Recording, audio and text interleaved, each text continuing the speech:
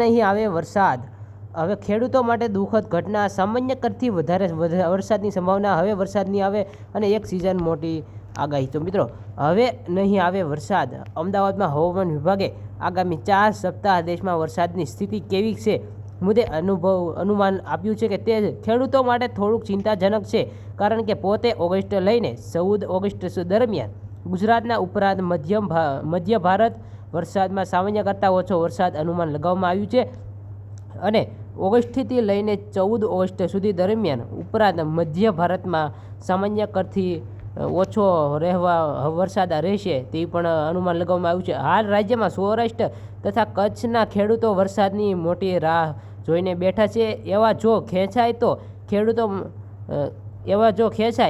તો ખેડૂતો માટે પિયતની વ્યવસ્થા કરવામાં આવી છે. મિત્રો, આ વર્ષે ખાસ તો સૌરાષ્ટ્ર ગીર સોમનાથ સામાન્ય કરતાં ઓછો વરસાદ અને બીજી તરફ અમરેલી અને જૂનાગઢ વરસાદ પૂરતો થયો છે અને પરંતુ બંને જિલ્લામાં કેટલાક વિસ્તારોમાં પણ ખેડૂતોને પિયત જરૂરિયાત ઊભી થઈ છે અને રાજકોટ જિલ્લામાં હાલત પણ કંઈક એવી જ છે. ત્યારે આગામી 15 દિવસ સુધી સામાન્ય કરતાં ઓછો વરસાદ થશે અને ખેડૂતોને ચિંતાજનક વધી છે. અને જોકે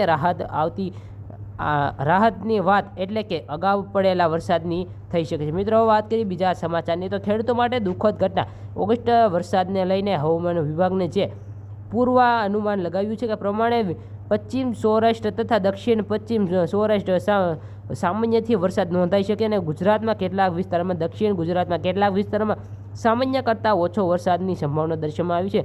એવા ઉત્તર દક્ષિણ ગુજરાતમાં ખેડૂતોને મુશ્કેલી વધી શકે છે. ગુજરાતમાં અન્ય ભાગોમાં સામાન્ય કરતી વરસાદ સામાન્ય વ્યક્ત કરાયો છે. મિત્રો, હવે વાત કરીએ ત્રીજા સમાચારની, તો મિત્રો હવે એક સિઝન મોટી રાહત.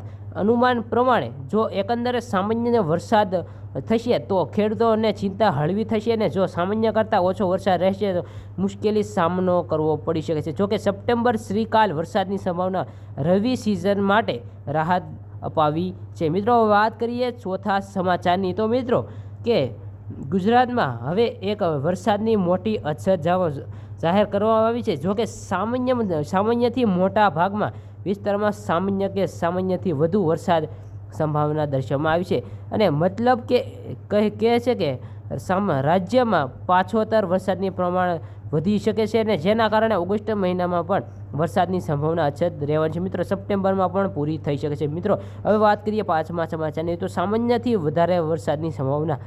ઓગસ્ટ અને સપ્ટેમ્બર બંનેના પૂર્વાનુમાન પર નજર કરવામાં આવી છે.